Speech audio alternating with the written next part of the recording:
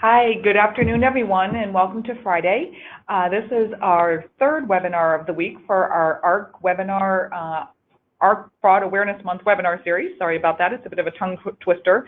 Hi, I'm Judy Howard. I'm with Customer Experience here at ARC, and I'm happy to have with me, I do have Doug Nass with us, who's one of my cohorts this week.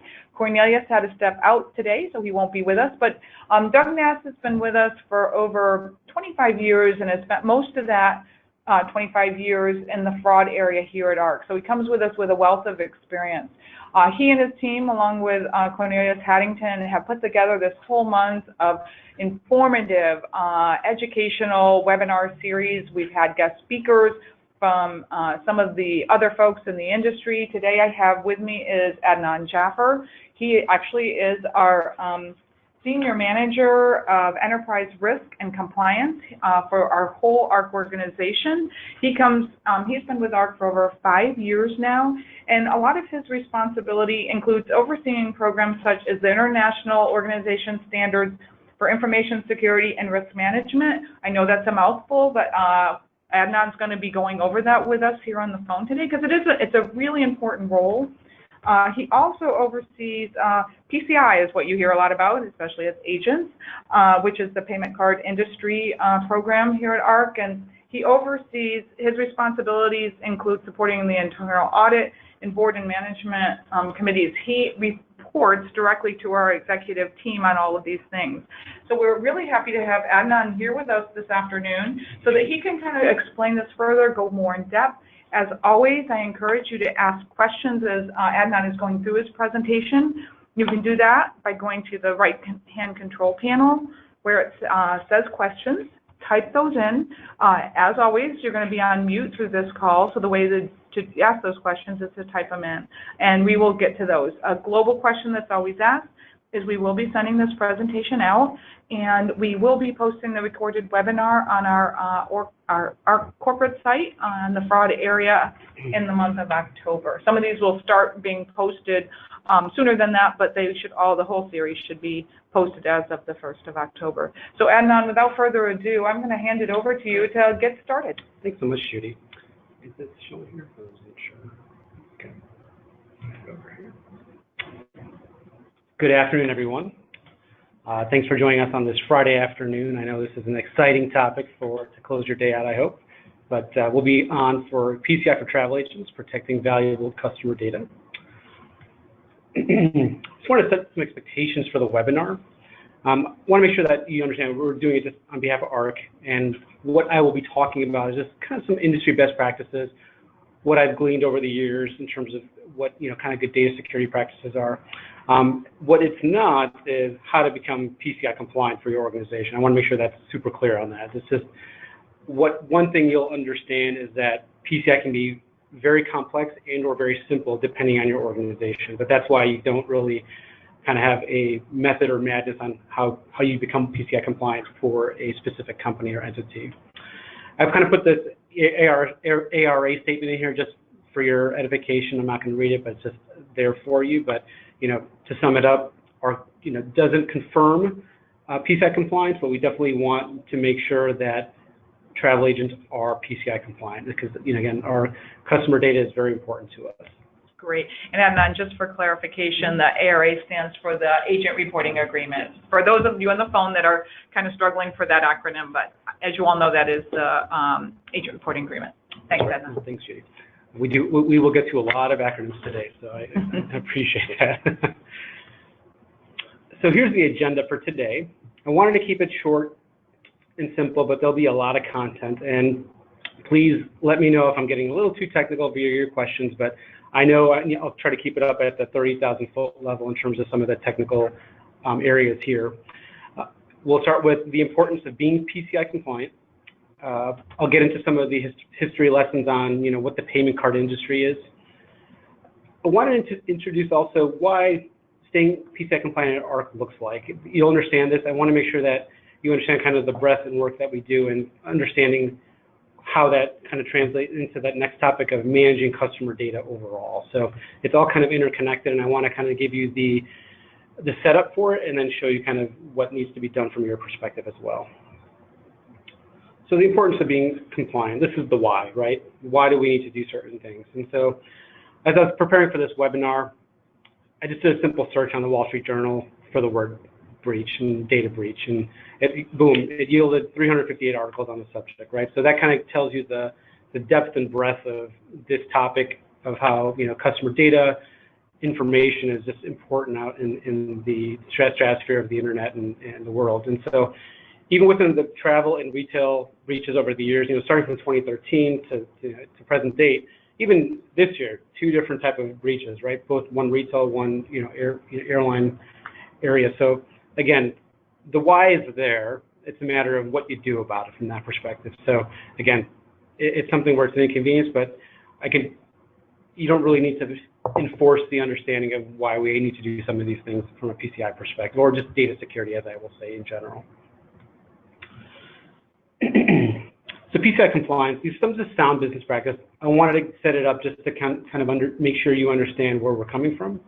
So by complying with PCI-DSS, the agencies can protect their customer data while building a culture of security that benefits all in the payment system, right? So this isn't just about making sure that credit cards are secured. This kind of bleeds out to other areas as well. So what are some of the advantages, right? It outlines fundamental best security practices. Now, what do we really mean from that perspective? The one thing that I'll get into another slide, but PCI, the payment card industry, they really just concerned about credit card numbers or payment card numbers from that perspective. But the way that they do their prescription is a broader category from that perspective, and a byproduct of that is protecting against fraud from what we're looking at. Having a good data security strategy also upholds brand name, right? It adds value to your agency's name.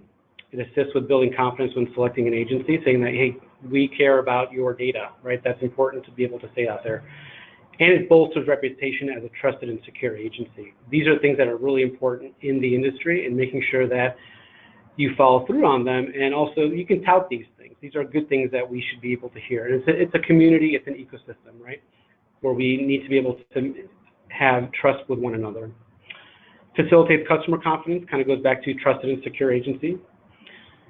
Clarifies where data assets reside in the network. So good data security practices make sure that you understand where your data is, right? This is another point that I'll kind of ring throughout the webinar, is that know where your data is at. And obviously the last piece is just, it's required by the payment card brand. So if you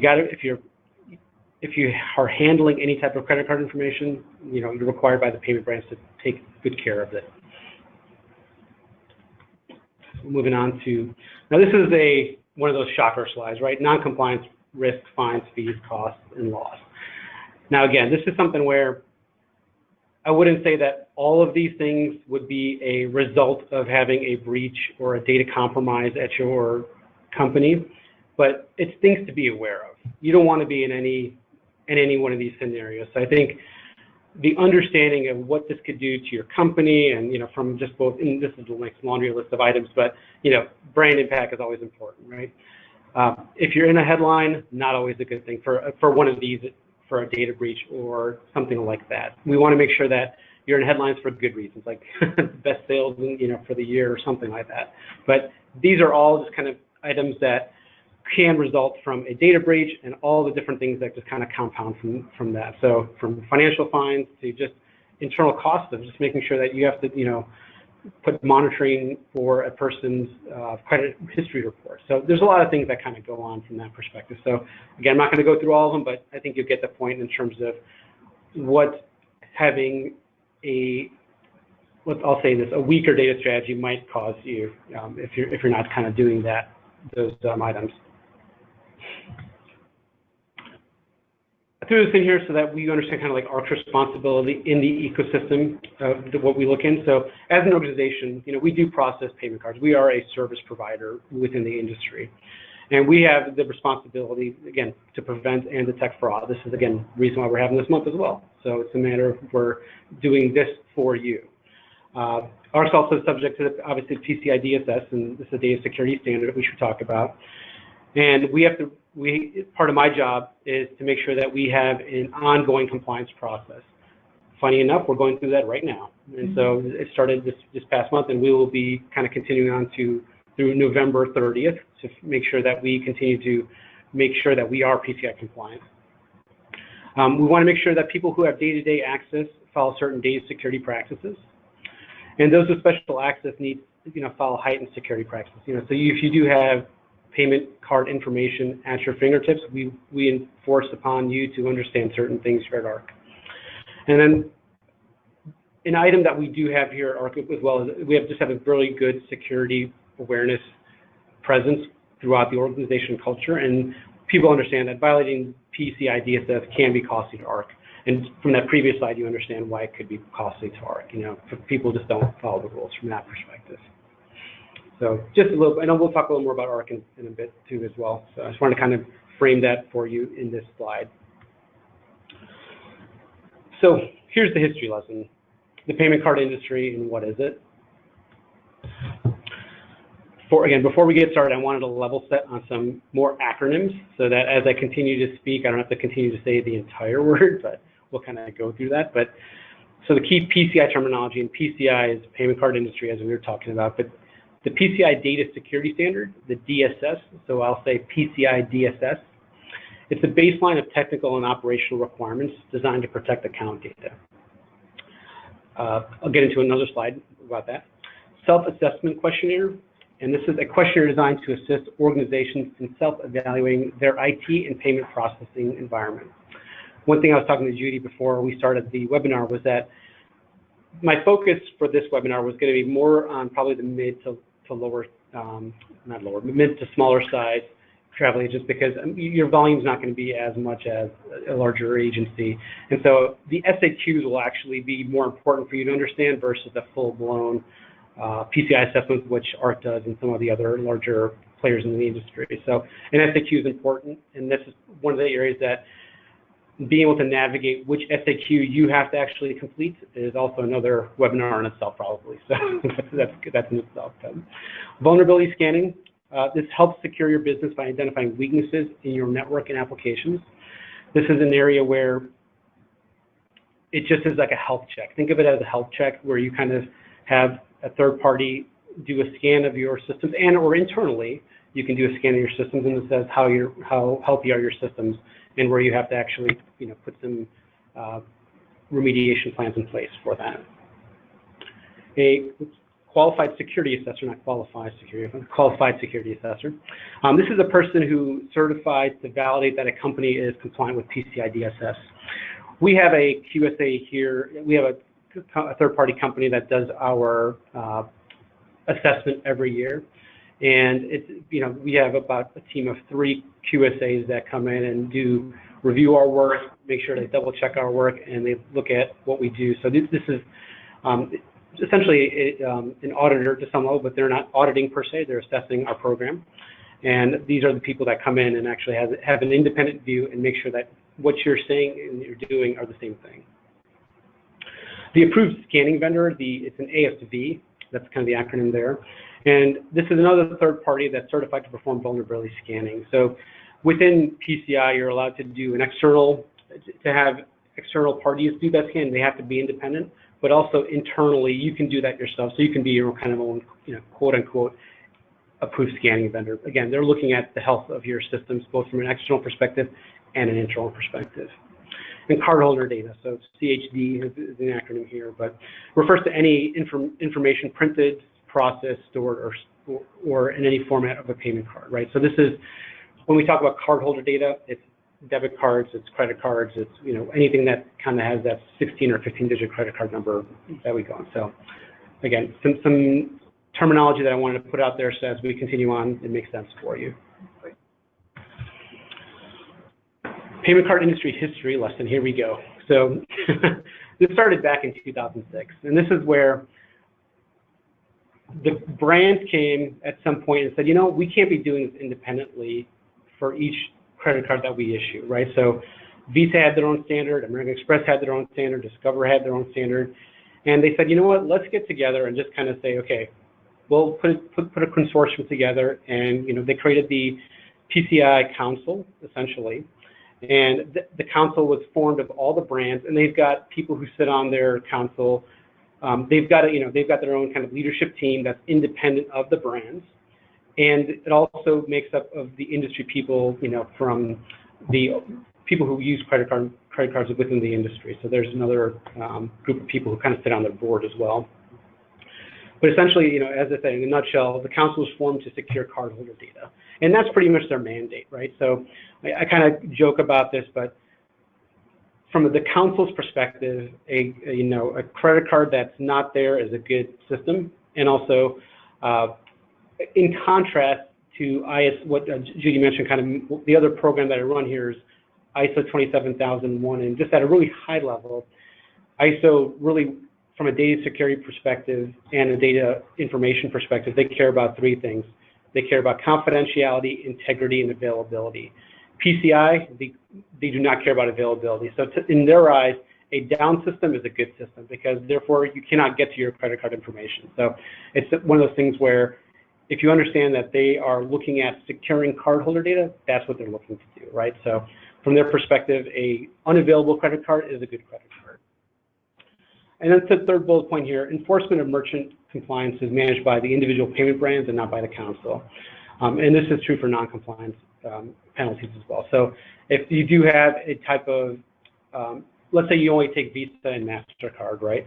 Those are the only two brands that really you need to report back to, and that they're the ones who are going to be checking up on your company's PCI compliance, along with, God forbid, any penalties that would come from that if you weren't in the PCI in a compliance stand at that point. And then PCI industry data security standards, we touched on it briefly in the last slide, but this provides that actionable framework for developing a robust payment card security process.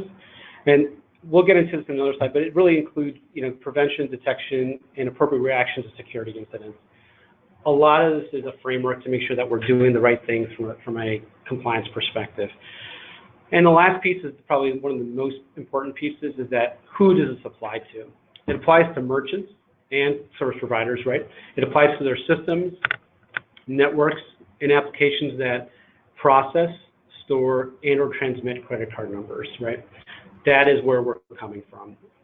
Those are the key tenets that I always go back to whenever someone asks me, does this need to be in scope for PCI? And I go back to them and say, does it process, store, or transmit any card number? And that's what's important about it at this point. So that's what the PCI-DSS really cares about, and that's where they really hit a lot of points. So PCI-DSS, and this is kind of getting into more of that data security standard at a little bit of a higher level.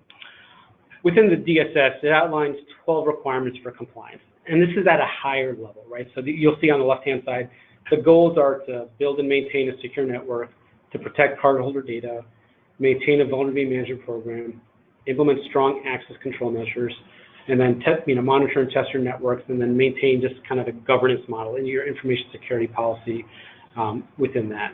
Now, what you're not seeing is that there's about 251 sub-requirements. That's right, 251 requirements, across these 12, right? So that fully addresses the growing threats to customer payment information. Now, those 251 sub-requirements, they're very, very prescriptive. They want to, I always kind of equate it to, how you should be standing. You have to, stand up straight. You have to have your shoulders back, but you have to be able to have a smile on your face, and then you do it appropriately, right? They're very prescriptive on how you actually do data security. And so, it tells you exactly what to do and how to do it overall. However, I will say there's a caveat with that. And this is where the QSA comes into play. It's good to, again, if you need to have some interpretation, one company may interpret it one way or another. It's all about as long as you're fulfilling the intent of that requirement.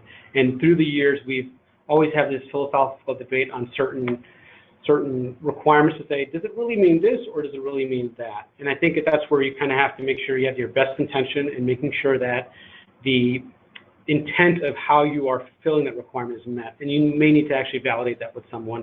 And a QSA or a qualified security assessor is always a good consultant to actually give that information to you from their perspective. But even within the QSA organizations, there is a little bit of a disconnect to some level where some people might have one way to look at it and then other people have another way. So again, it's not perfect, but I think the intent is always there to have a good security data program in place.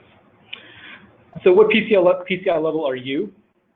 And again, like I said, it applies to all organizations, merchants, service providers, regardless of size or number of transactions that accept, transmit, or store any cardholder data. So, it's interesting. Even if you've got one credit card data you're managing, technically you're supposed to be PCI compliant around that one credit card. And this applies to people who are not yourself, right? Like at home, don't worry about yourself. That's your information. You're okay with that. But from a company perspective, that's where we're coming from. And Adnan, one question that's come in is for agencies that need to be PCI compliant, do they have to hire someone to do this? Do they do it themselves? Are you going to go over that a little bit? Yeah, actually, the next slide I'll go over that. Oh, okay. Good premature on the question. No, it's good timing. It's good timing, though. So just to cover this slide, on the left-hand side, you'll see kind of PCI merchant level of compliance. Where you'll see this is at level 1, 2, 3, and 4. You'll see that these are the number of transactions you're doing every year, right? It's not the number of credit cards you have, but actually the number of transactions you're doing, right? So it's a little different. It's interesting because ARC has got 1 billion credit cards that we protect, but it's a matter of how many transactions we're doing every year from that perspective. And ARC is both a merchant and service provider, so we actually have, when we do our PCI assessment, we actually do both. And so thank goodness that we can kind of use both, one assessment for both areas from that perspective. So if you understand the number of transactions you do, you kind of figure out where you are in this level of compliance. And the next slide will come to Judy's question here, merchant levels and responsibilities. So from a QSA perspective, if you're at level 1, like ARC is, right, you're required to have an annual on-site audit by a QSA, an auditor that needs to come in, and then you have to do quarterly scans for network vulnerability by an approved scanning vendor, right? And so they're looking for those type of things to say that you're doing, again, for us, it's all 256 sub-requirements that you're doing appropriately, and they're going to come in and do an audit for that overall. Now, for the other items, it's up to your discretion. You can always consult with the QSA, but for levels 2, 3, 4, it's essentially going back to those SAQs, those self-assessment questionnaires. And again, a lot of work there as well, depending on how big your environment is. And let me stop and kind of pause there to kind of go into that a little, just because I want to make sure people understand, if you've got, a single computer with, a router and, something else that's just a very small environment, that's your scope in PCI potentially, right? And again, this isn't consulting anywhere, but it just meant you have to understand kind of where your data kind of traverses your personal computer systems overall. And that's kind of where these self-assessment questionnaires go to. And I didn't purposely put the SAQs on it just to kind of confuse people, because there is a lot of, I think there's about 7 of them. And so it's about payment not present, are you using, a POS system? It's all these different type of things that it actually takes into consideration. So you have to kind of do that self-assessment yourself. And that's why I said for us today, there's not one way to do it. You have to really understand your network, your environment, and how that really fits into the equation. Okay, and a question did come in, yep. Adnan, that's asking, and you may have covered it, but let's just make sure everyone's clear on the phone. For those self-assessment questions, where would someone locate those? And you may have said that, but just so everyone knows where they would find them. Sure. And conveniently, I have a resources page for you on the presentation. Okay. So, but it is on the PCI Council side, on their site. And I do actually have them highlighted in one of the slides. And so I will show it. Okay, great. So then, again, for everyone on the phone, if they are wondering, because you are talking, there's a lot of information. Absolutely. Where would they find them? So awesome. And one of the slides will cover that. So, okay, very good. Thanks again for people on the phone. Keep asking your questions. Appreciate it. Good questions, too. I think that's the first step is, again, what's your level? And then from your level, you'll figure out, which SAQ kind of, and you have to, again, there's a lot there. There's a lot there. So payment card industry, PCI-DSS requires the cooperation of these 4 parties. Just, kind of going back to close up kind of the historical piece of it. But the PCI-SC, kind of created the DSS and revised the standard as needed. We're currently on version 3.2.1. They just released that in May. At least there's at least one standard that everyone uses, so that's a good thing, right? Credit card companies enforce the PCI-DSS, right? So every year, ARC submits their compliant report to all the payment brands so that they are aware. Merchant and service providers who store, process, transit, again, sounding like a broken record here, but you have to understand if you touch a credit card, you're responsible for ensuring compliance with PCI-DSS. It's just something you got to hammer home sometimes to be able to understand that. And those who handle PANs are responsible for knowing and applying PCI-DSS to those transactions. So what that really means, and I'll get into some of the level of this when we do the handling, but it's a matter of, are you writing it down? Are you putting it on your email? How do you handle it from that perspective? So you have to understand, you just can't be like, oh, we're okay, we only do that one time a year. No, you got to really understand what that really kind of means. PCI-DSS isn't just for IT or security. I want to make sure that people understand that. It's not just something where you just kind of push it off into the IT and security realm and say, oh, we're good. No, I think it's something where we have to make sure that the IT and security teams, they may implement kind of the processes and controls kind of from a systematic perspective within your company. But if there's a brief lapse, part of an analyst or someone end user, you have to make sure that they understand how they're using the system or, how their access to that system. Because, as you said, even the most robust compliance program in place, there's always going to be something that people accidentally send something out or print something out and leave it somewhere or what have you, or double click on a attachment. That's the biggest thing, so you have to make sure you're understanding on that. And then, the second bullet point here, credit card data is handled by a lot of staff members, right? So its protection is always a multi-party effort. Like everyone needs to understand what is required of that. And that's why we do a lot of training here at ARC, and I'm sure other companies out there, to make sure that if you're in contact with credit card information, you know how to handle that. All right, so this is the part where I wanted to make sure that you understood just kind of set up what ARC does to stay compliant, and also to go back into what you need to do to be compliant along with that. So this is kind of like my day job, right? So for a certain part of the year. So this is our compliance process. I'll make it look simple, but there's a lot of work. So PCI-DSS is an ongoing process, right? Some people think it's a one-time thing. It's really not a one-time thing. And the internal auditor in me is always like, nope, this is a continuous process that we have to do. And for me, it's got 3 stages that are continuously, right? We do an assessment, right? We always need to assess our systems and where payment card, credit cards are being processed to expose vulnerabilities.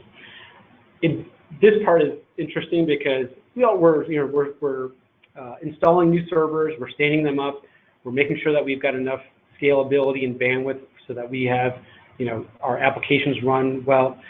So that's part of this process. If we only have to set up one server and our business ran on one server, this would be an easy thing. But our network and systems is in constant flux. Everyone takes off. You're taking out a router, you're installing a new one. So this is why that assessment is always continuously important to do that. And then remediation. So if we do find something, and there's a whole team on the security side who looks at this stuff, right, from the assessment perspective.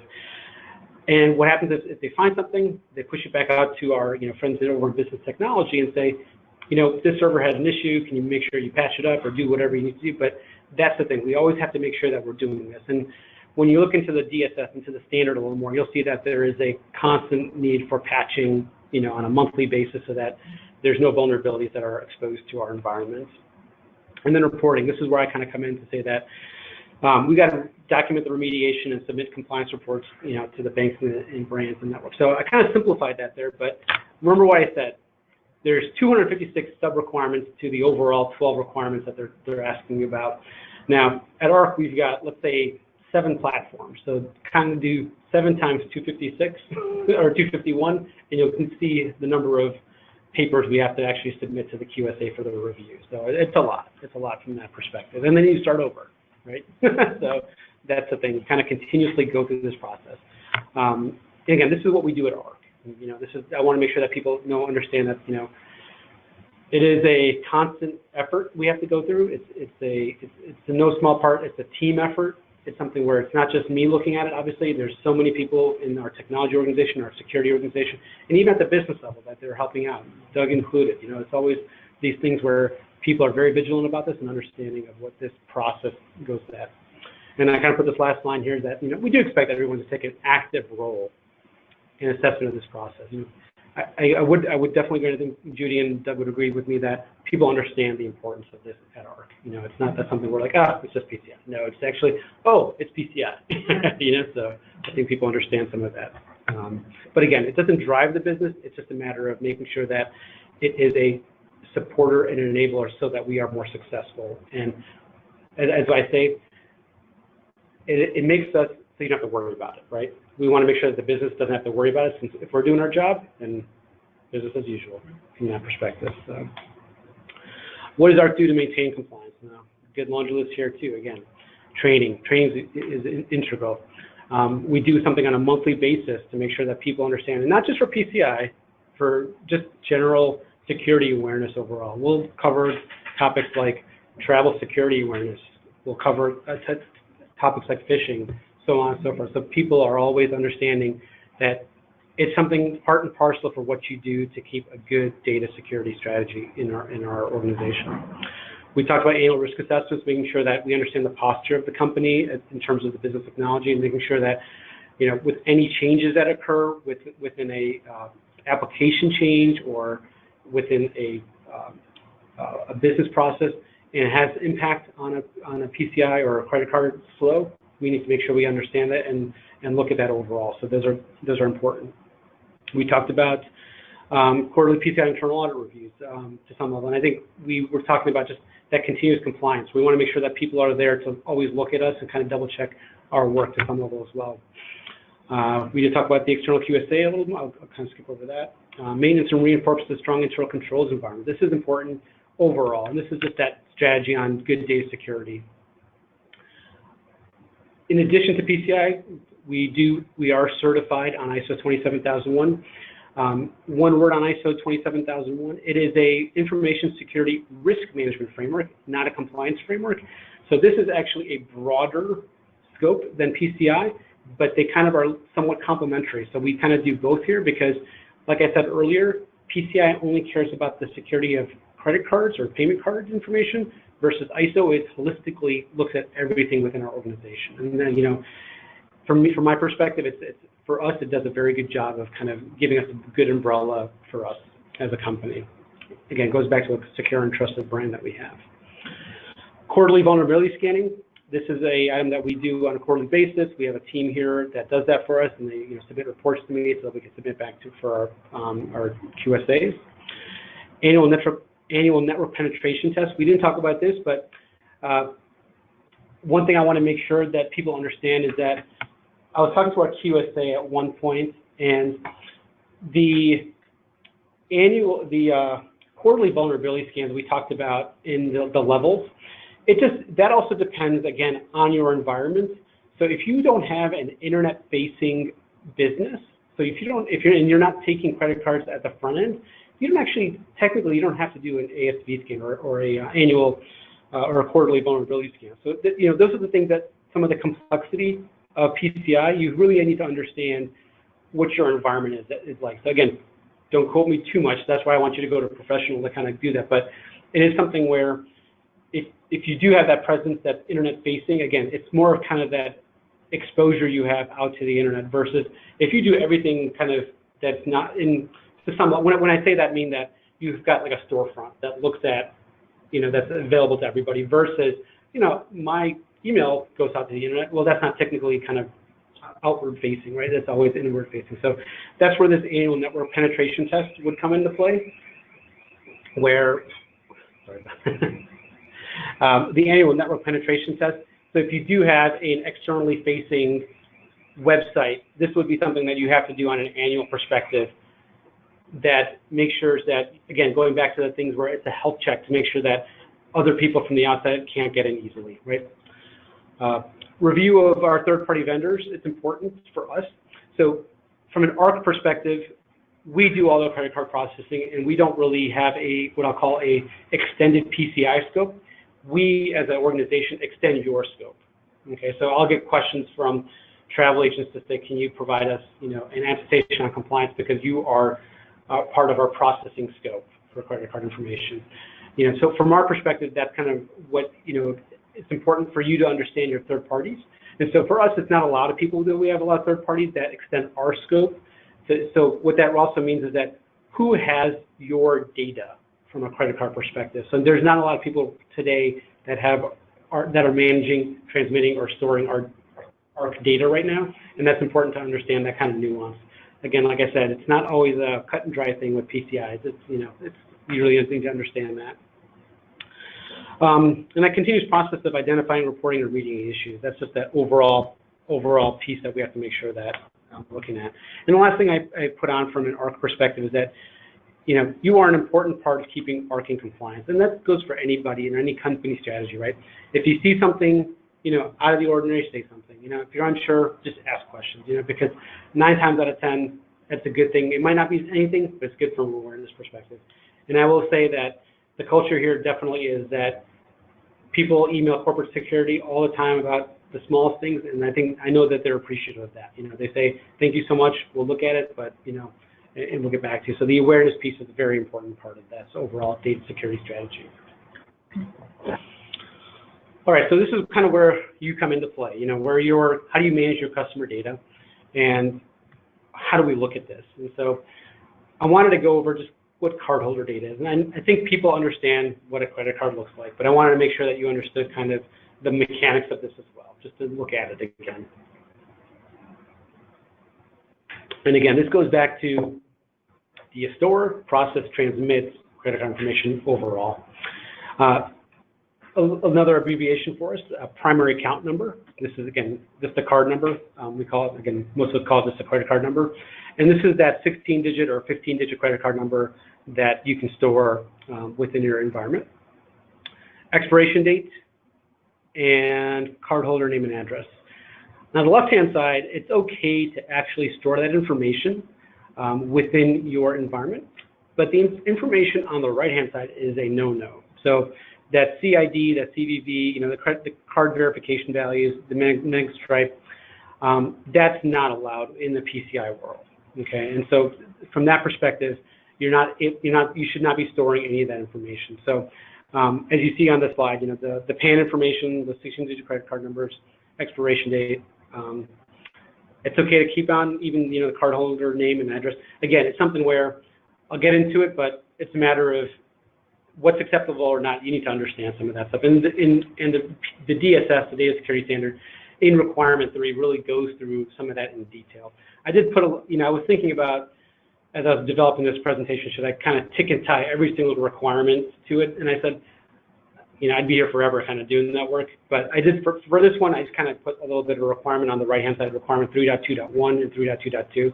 It really talks about you're not supposed to store the CID or the CVV or the magnetic stripe info overall. So again, if you're doing a card not present transaction, you're really not going to be able to take that magnetic strip anyway, so I wouldn't worry about that.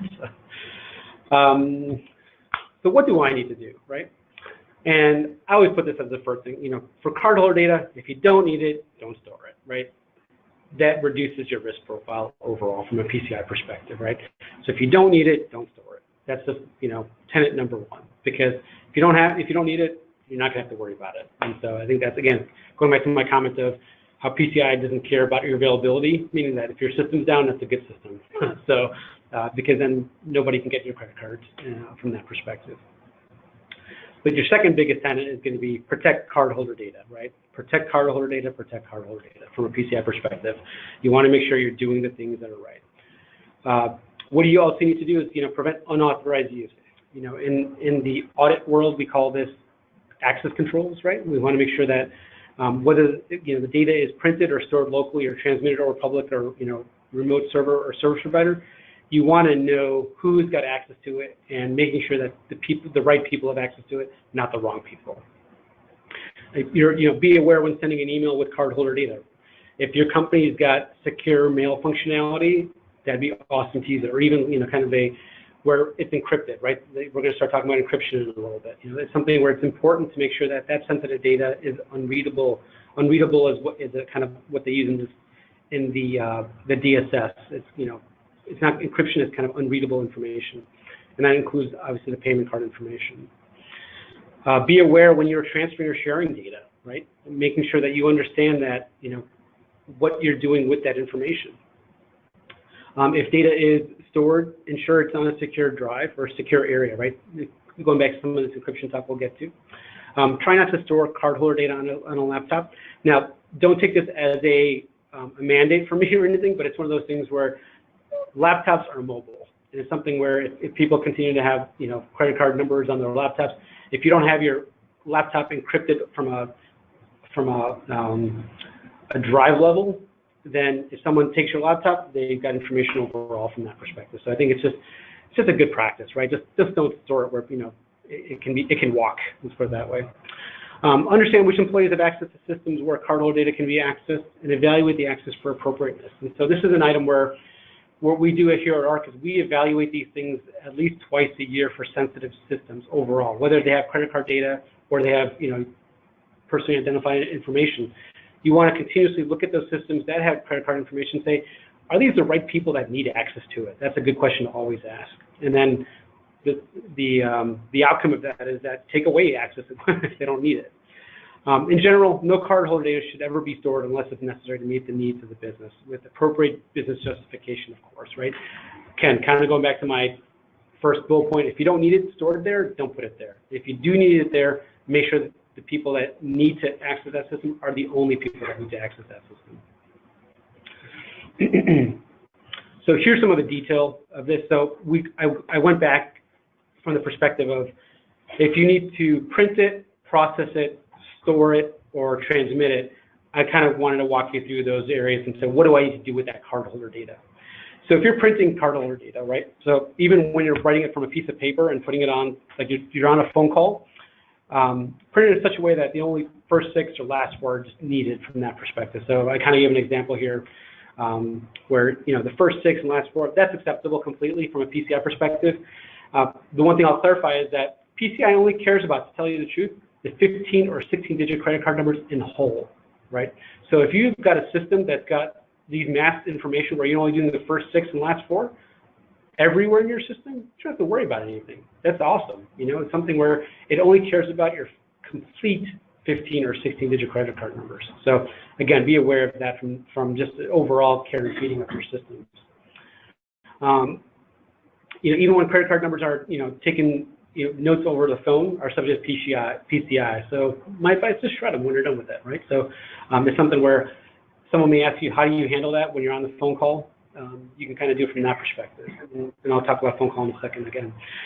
Don't display in plain sight where others might have to view it, right? So if you're, have a report with a bunch of credit card numbers in it, just kind of keep it within your, working area and make sure you kind of store it away appropriately. And we'll talk about that from a storage perspective.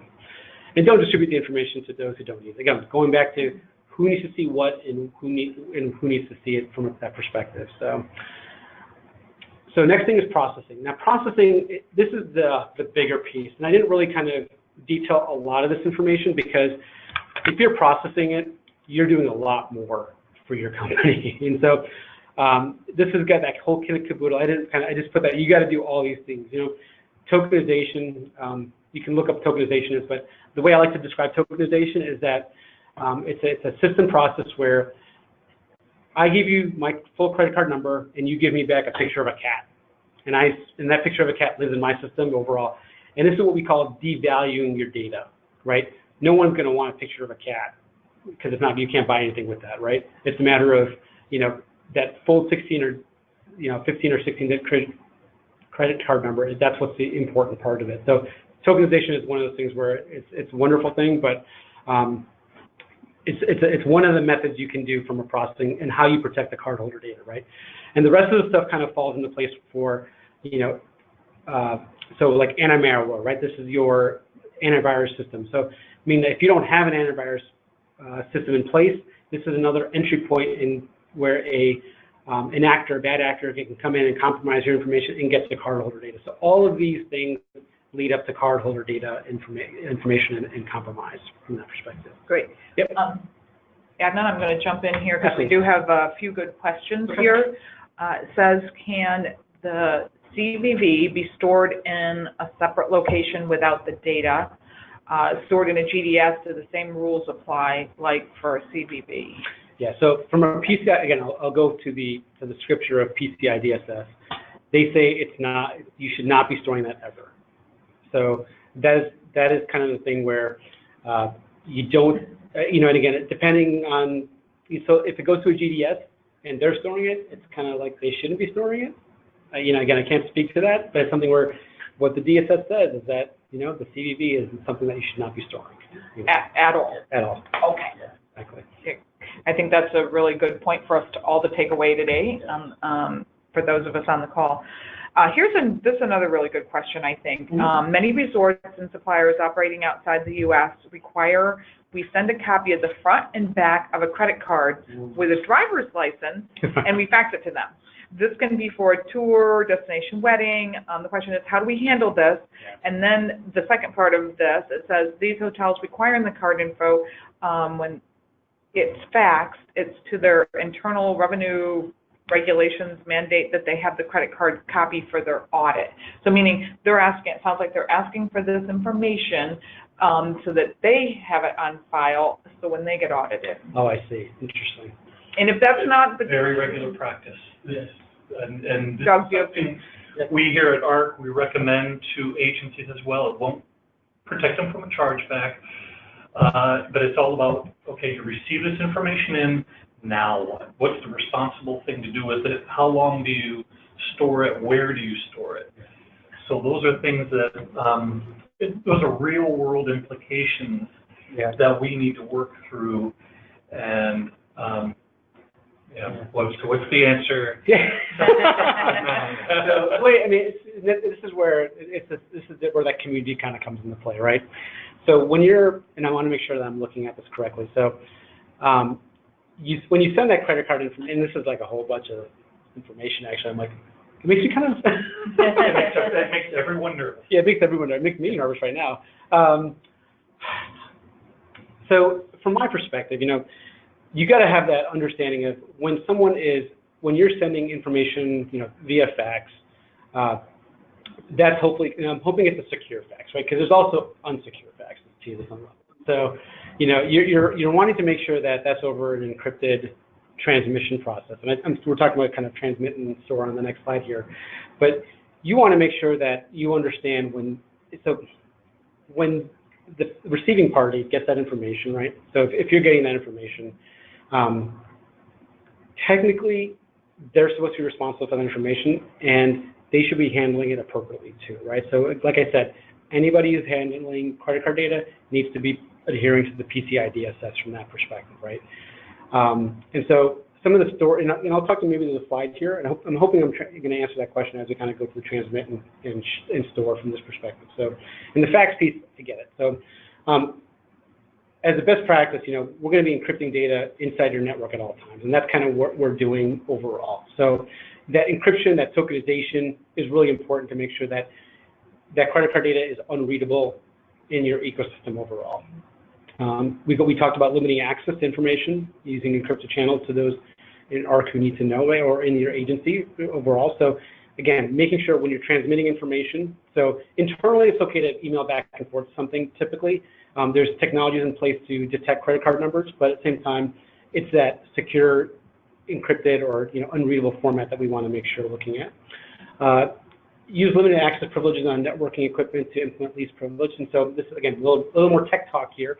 But what that really means is that the least privilege principle means that only give access to people who really, really, really need it, right? And so if you only need to give it to like 2 people, that's all you need to be able to give it to. So that, if it's a database, if it's a front-end system, who needs to look at that credit card, that's what we choose. But again, you have to make sure your business process supports that as well. I understand that if you need to have, 15 agents looking at a certain system that has, credit card information, then yeah, absolutely, I get it.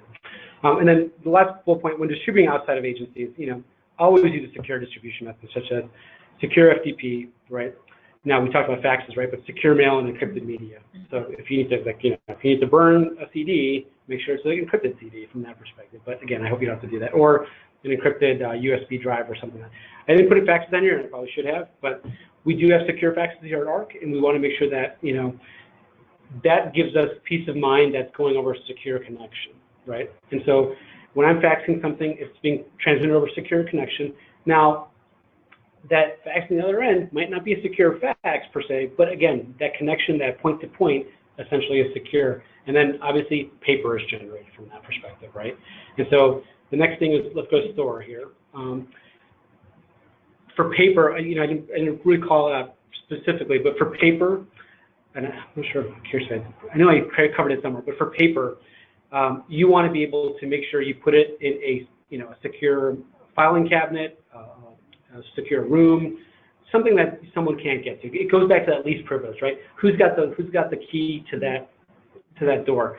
We talk about jiggling the handle kind of sometimes. Like we're always testing. We're always saying, is this door open or not, right? So this is kind of that thought process of making sure that door is kind of secured and closed. Really goes back to kind of overall the theme that we're talking about in terms of how do you securing that cardholder data overall from that perspective. So one thing that is important to make note of is that if you are taking in a traveler's credit card information, you're writing it down because you're going to do it later. It's important how you store that. Absolutely. It should not be on a sticky on a computer screen. It shouldn't be laying out on a desk where someone can grab it. So it's important if traveler information is taken over the phone, it's written down to be put into the system at a later time. And hopefully that paper is shredded. That would be something. So then the paper is shredded, but it also being stored in the interim of it being entered into the system is an important thing to point out here as well, right? Absolutely, and that's part of that process. It takes a little discipline to be able to do that, but myself included, I love paper, but at the same time, you got to get used to something. I wanted to make sure that people understood. So I put this little cup here on the side, and I was talking to one of our attorneys the other day, and I was talking about transmitting data, and they had this kind of Starbucks cup, which was opaque, both the straw and the cup was opaque. And I said, this is a really kind of a visual tool. Think of the straw as your transmission method, right?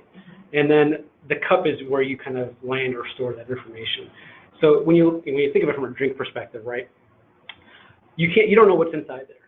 It could be coffee, it could be milk, it could be tea or water, but I don't really know. And even when you're sipping it out, you don't really know what's in there until the receiver knows what it's on. Oh, that's cranberry juice.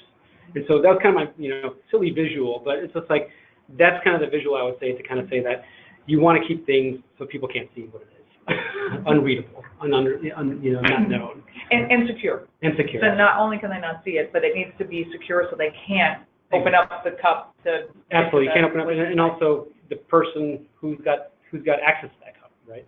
Am I the person who should be drinking from that cup? Okay. That's the other thing. Great. And I just want to make sure that I think we've come full circle here with this question here. It says this was from the previous question. They need to transact on a daily basis. They need the CVV, sorry. And what they do is they use alpha to spell out the data, not numbers, just as a deterrent. But if there's a breach, all data is available to be read anyway. So is that a mute kind of way of? I guess I think a tricky way to do it. I suppose as long as if it's showing you're not, if it's not explicit, I'd say. Again, I'm not giving anyone permission here, but I get where they're coming from. I guess it's okay from that perspective. But again, it wouldn't be a practice that I would condone. But I understand where business processes need to kind of continue, and where you need to make sure that you're doing your business processes appropriately. But again, they're making it more difficult for I get it. A criminal to access. They've raised the bar a little bit. Yeah, and I'd probably do the same thing. So that's fair. That's fair. Again, it's something where I get it from a business perspective. But it's something from a PCI perspective. It's like you're not supposed to do it. You're supposed to kind of go back and have that. And again, sometimes PCI, the DSS standard, is written in such a way that they only take, let's say, like an Amazon way to do it, right? So that the end user is always putting back their CVV code versus someone who's sitting at a desk doing it on behalf of someone else, right? So I get that. I guess that's to some level. Yeah, it gets complicated. Because it does get complicated. Yeah, because there's so many streams, so to speak, and so many different ways that people have to interact with that data, right, to book a travel reservation in theory. And we know over the years that agents have corporate clients, card on file. Yes. The old style card on file. Exactly. And customers seem to like that because they don't have to always give their information. So it does get complex quite fast. Oh, it does.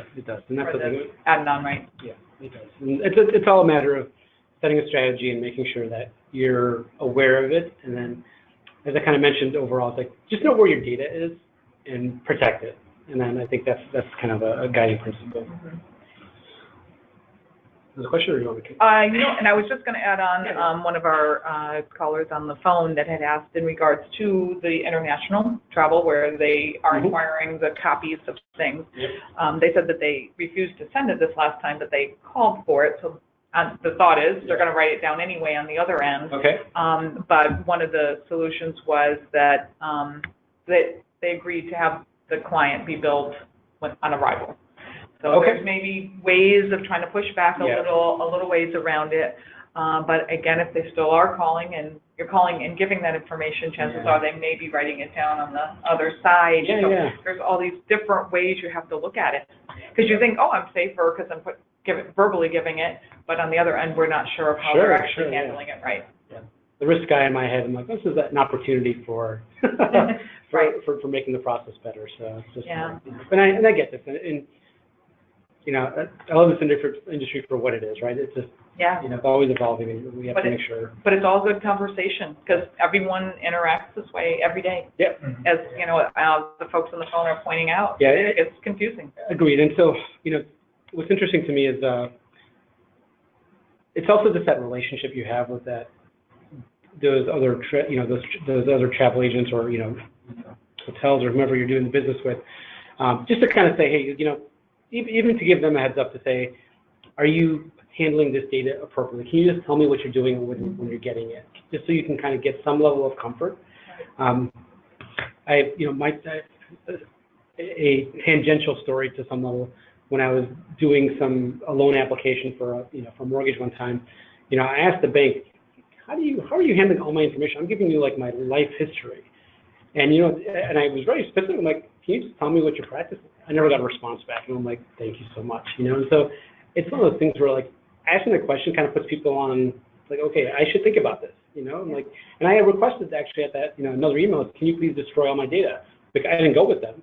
But it's one of those things where like I was like, can you please just destroy all this data? So it's one of those things where just having some awareness of, you know, who you're dealing with, I think is also important. So. Yeah, no, and I mean, I think it's a good point. I think if we start doing that in our personal lives, it helps in our business lives, and it kind of helps all the way around. Because I asked as well, if someone's asking for it, I said, are you going to shred that? Yeah. But anyway, we have a couple of minutes left here, Adnan. I'm going to let you continue on. Let me get a couple of final slides, and I think we're done here. So PCI Resources, someone asked about, you know, where do I kind of start from? The links here in terms of, there's a big document library out there on the Security Council site, and there's a link there. There's also a link for kind of the QSA. So if you need additional help from an industry specialist to some level, there's actually that Assessors and Solutions link is also a link where you can kind of, in your state, you can actually look at who's kind of the PCI assessor in your area. If you need some consulting work that, you know, they you know, want to have a quick call with them, I'm sure they would love to be able to kind of introduce that.